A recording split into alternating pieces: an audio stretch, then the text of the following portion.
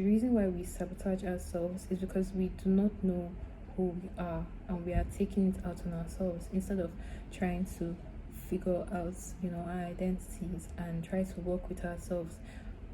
You don't know that you wrote yourself. All you know is that you can't help but sabotage whatever it is that you're building. Hi, my name is Esther, and welcome back to my YouTube channel. Our 20s are pivotal because they come with the most drastic changes in relationships, new jobs, career transitions.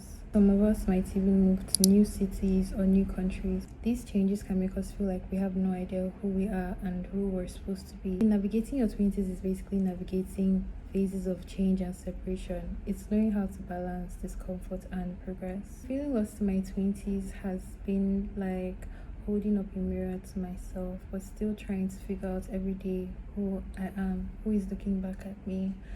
And I feel like for most people, they try to find their identity in the things around them, in what they're doing, like their job, in their friends and family, things that people around them are telling them. I think that people might subconsciously dislike themselves when they are trying to figure out their identity. There's also another analogy that I was thinking of. You know how cats are? Maybe you have two kittens and they love each other, they're always cuddling, always doing stuff together. Then you take one to the vets and you bring it back. Then the other one starts acting funny, starts hissing at that one, doesn't want to play anymore, starts acting like that one that you took out was a stranger. I feel like that's kind of how we act, because when we lose our identity, we're looking at the mirror and we don't know who is looking back at us. So it's unfamiliar, it's strange, and because of that you might start to loathe the reflection that you are seeing. One of the reasons why this is like really sad is because you can't nurture something that you hate. You can only punish it. You can only be cruel to it.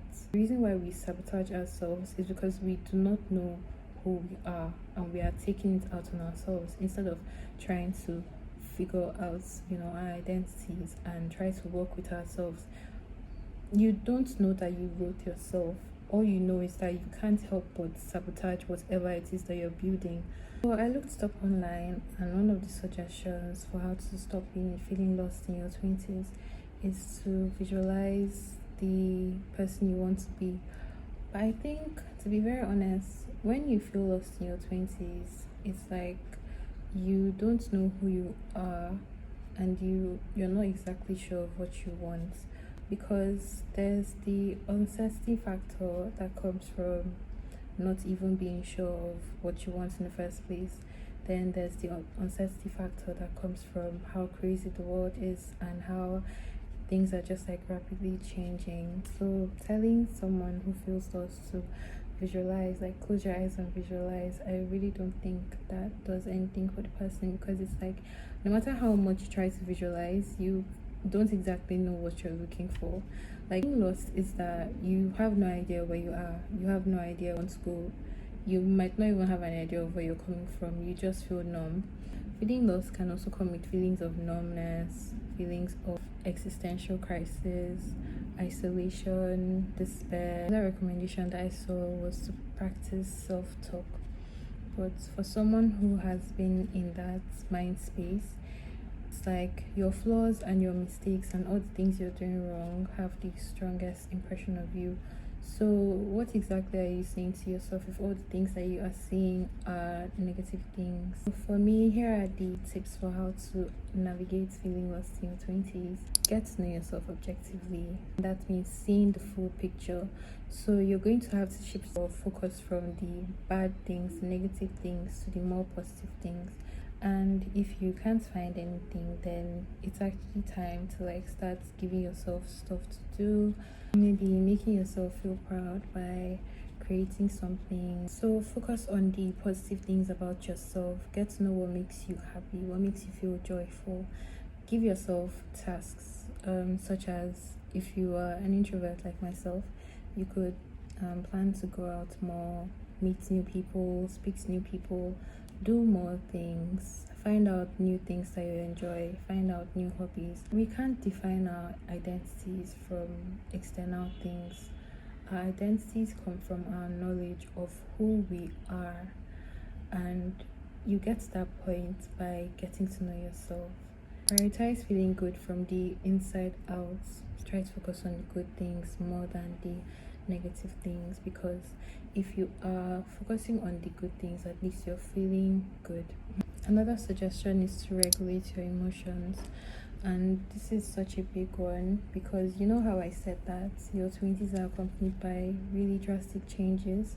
You need to know how to manage yourself to handle those changes. So what does regulating your emotions look like? It looks like meditating, it looks like grounding yourself.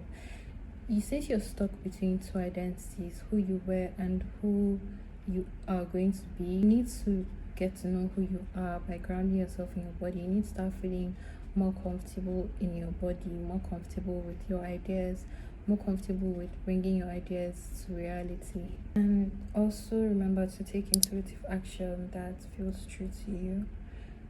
So I mention agency a lot in all my videos because I do feel like it helps you feel some sort of control.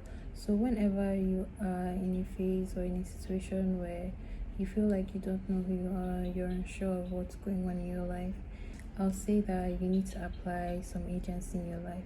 So look for things that you can control. I speak on this in my video. I go like really in depth in this in my video, creativity as a tool for agency, so you might want to check up on that. I actually thought of another point this morning, which is that you have to speak more, because you are getting to know this new identity you've probably never met before. You need to feel validated, you need to feel like you're doing something right. So speak to people who would listen to you, who you feel seen by, who would tell you and possibly even guide you into, this new identity that you're trying to form for yourself. Because in as much as we're trying to emphasize self-validation, I can do it myself, sometimes it just takes a village. Like sometimes you need people who see you for who you are and see you for who you're trying to become, and to also validate you. Sometimes you need that support. So definitely speak to someone. I recommend a therapist or like a close friend or family member. So I'm going to end this video with a quote from The Mountain Is You by Brianna Weiss. Remaining attached to your old life is the first and final act of self-sabotage, and releasing it is what we must prepare for to truly be willing to see the next real change. Thank you guys for watching, and